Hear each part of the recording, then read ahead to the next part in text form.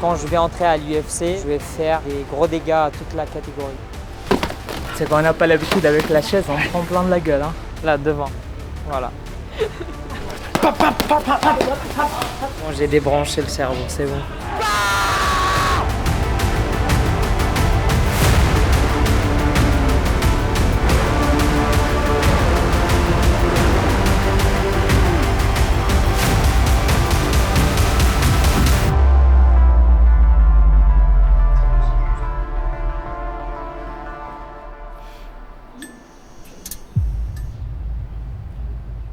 C'est impressionnant, les objectifs.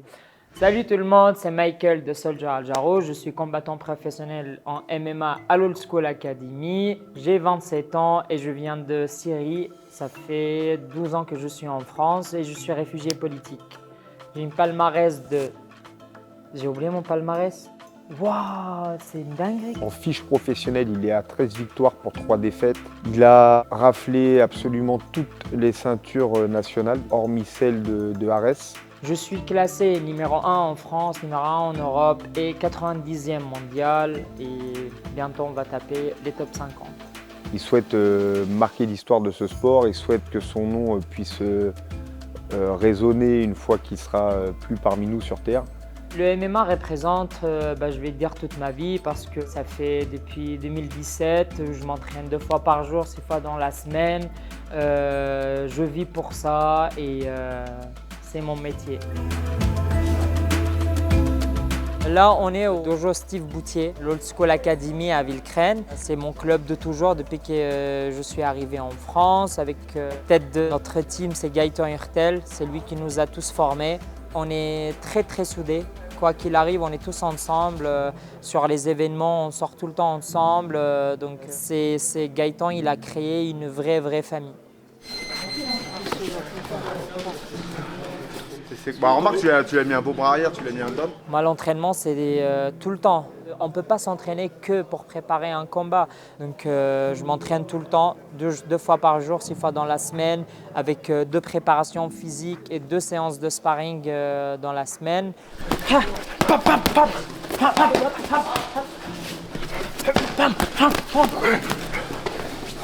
Même blessé, je m'entraîne. J'ai eu les croisés 2 jours après, j'étais sur le tapis. J'ai eu le ménisque, pareil, 2 jours sur le tapis. Si on est blessé en bas, on peut entraîner le haut du corps. Si on est blessé le haut du corps, on peut entraîner le bas du corps. Il y a toujours une solution pour s'entraîner. Viens qu'on va, ça va? Entorse. Ah, merde. Entorse grade 3, rien de grave. Entorse, rien de grave. 3 semaines, ça va. Ah ouais, qu'est-ce que t'as toi? Petite entorse, ça va, ouais. Je me suis blessé il y a peut-être une semaine. Heureusement, il n'y a pas besoin d'opération. Les ligaments n'ont pas bougé. Un peu galère, monter l'escalier, les descendre, gérer le bébé. En fait, à chaque fois qu'il a un membre qui est défaillant, il compense et puis il travaille sur les autres parties de son corps. Alors, il n'est pas encore à 100% de ses moyens parce qu'il est encore dans une phase de rééducation.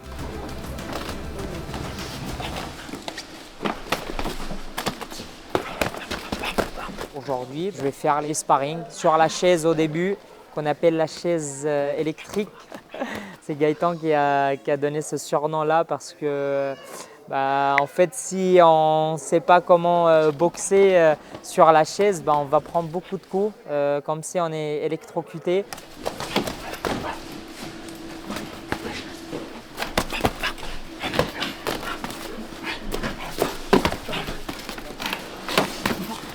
Doliprane 1000 après ça. Ouais, c'est qu'on n'a pas l'habitude avec la chaise, on prend plein de la gueule. Hein.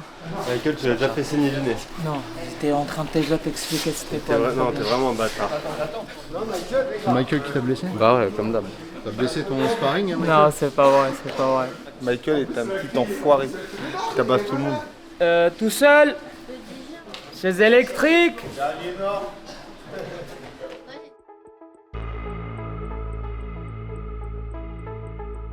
Alors pour le moment, il n'y a pas d'échéance pour moi, mais on espère l'UFC Londres et ça sera fin mars. Si ça se fait, c'est très bien. On acceptera un short notice, on acceptera même peut-être, pourquoi pas, de dépanner dans la catégorie d'au-dessus s'il y a une place qui se libère.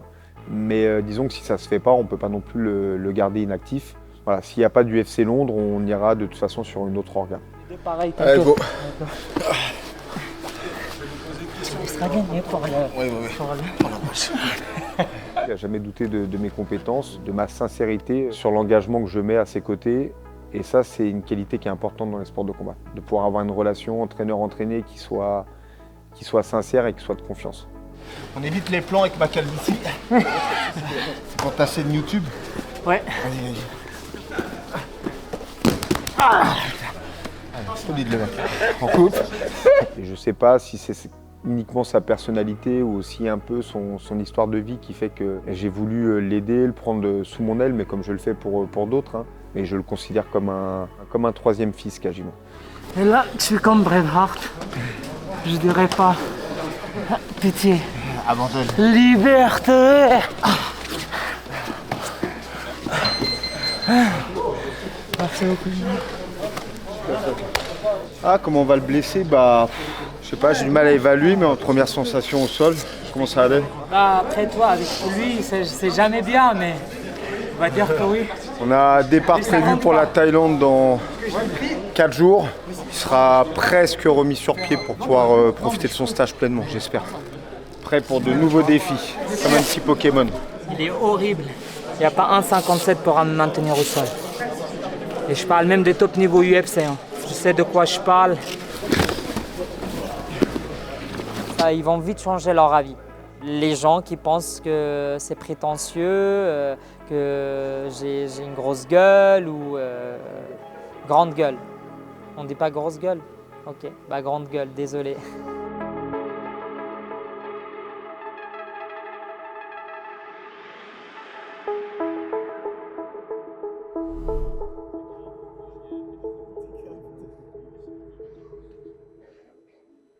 On est au Zénith de Paris, on est là pour l'événement d'Hexagone, là où il y a Théo Ulrich qui va combattre, il sera en co-main event.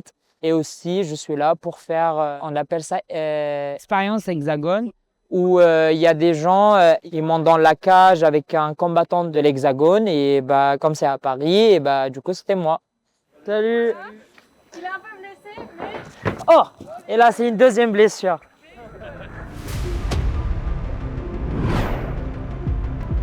Mes 2 derniers combats, c'était à l'Hexagone et je suis le champion de l'organisation en flyweight, en 57 kg.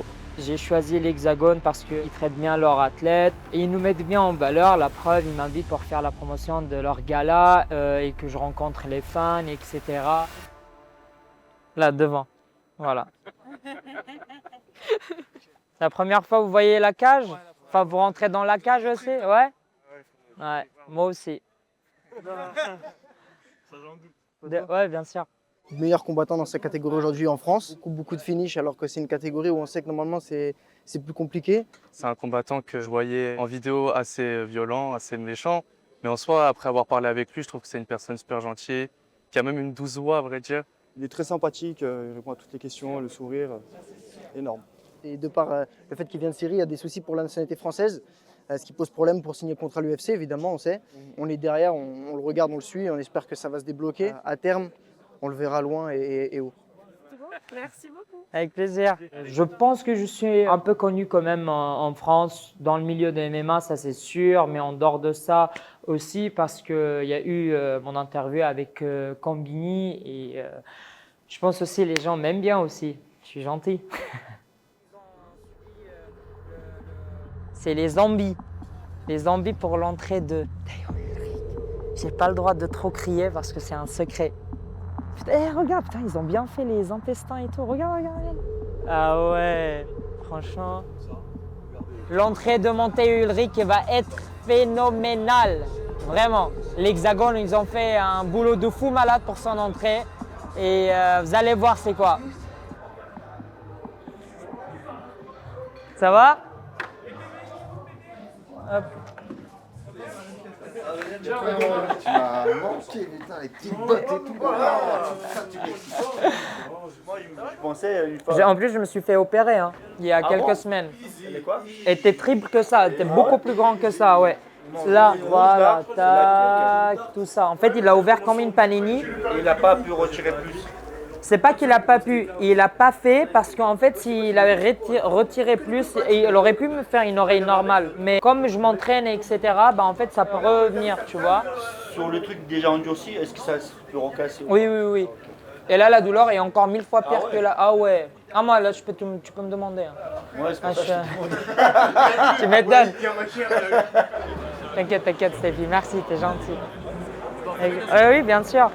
L'effet que je me fais arrêter par les gens, ça déjà, ça me fait plaisir et que je pense que je suis apprécié aussi. Les graines que j'ai semées, bah, là, je commence à manger un peu les fruits. Pas beaucoup, mais quand même un peu. Là, on a le plus gros combat amateur, je pense, en France. Et c'est Alain Landouzi contre Paul Dena. Les deux sont jeunes, ils ont envie. Et on va voir ce que ça va donner. Paul Dena ! 12 victoires. Boum, ça a commencé. Pas mal, hein, dans le dos directement. Il a eu l'initiative de l'amener directement en lutte. Super bien. S'il refait ça, il gagne le combat. Voilà, c'est ce qu'il ne faut jamais faire contre un lutteur.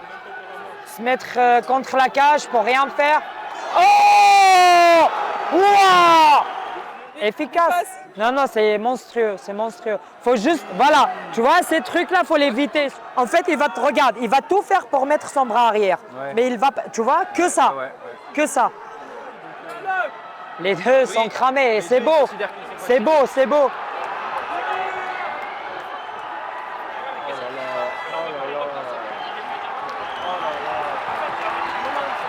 J'ai grave kiffé. Pression, tout comme j'aime moi. J'avais dit, c'est bien ça ce que j'ai dit. J'ai donné le premier à Paul, c'était sens unique. Le deuxième, majoritairement à Paul. Mais par contre, le troisième, c'était sens unique à Landouzi. Gros combat, félicitations Paul. Vraiment, très gros combat. Tu vas me mettre des trucs en mode training. C'est un combattant très très fort. Je le vois dans le top UFC de sa catégorie. Et voilà, il a prouvé à Hexagone et c'est pas un champion pour rien. Quand il sera UFC, moi je serai champion Hexagone. On va le faire ensemble. Énorme gros, énorme, énorme. Tu nous as régalé gros, tu nous as régalé. Fermez leur bouche.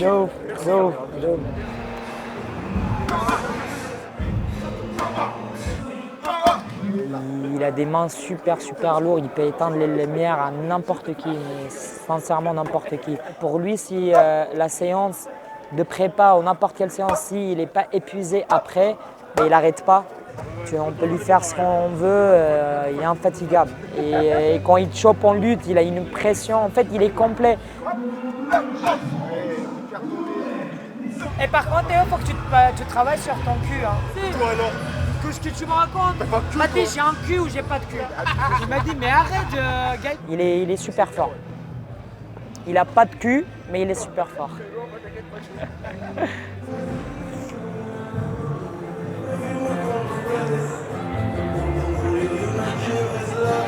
Pardon. Ça va, je vais m'asseoir. Henri, ça va ou quoi? Bien, ouais. Bien? Je savais pas que tu t'étais fait mal. Ouais, en torse, ça va, c'est rien de grave.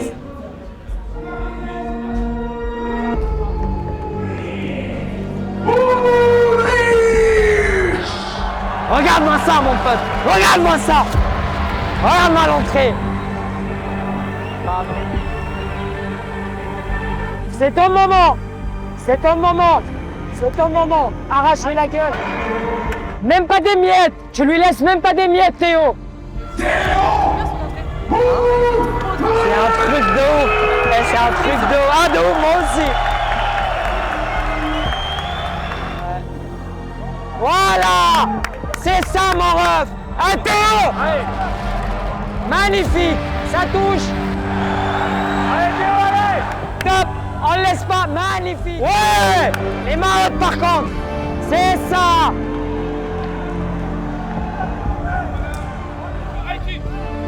Ouais. En fait, le game plan, faut pas qu'il fasse des enchaînements pour pas qu'il plonge en lui. Magnifique les mains. Super. Voilà. Allez, allez, allez, allez, allez. Allez Théo, finis-le.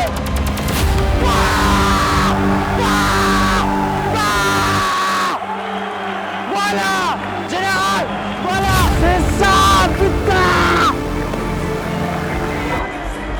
Ah putain, c'est ouf. Pleure pas, sois pas choqué. C'est logique, logique, logique, c'est logique.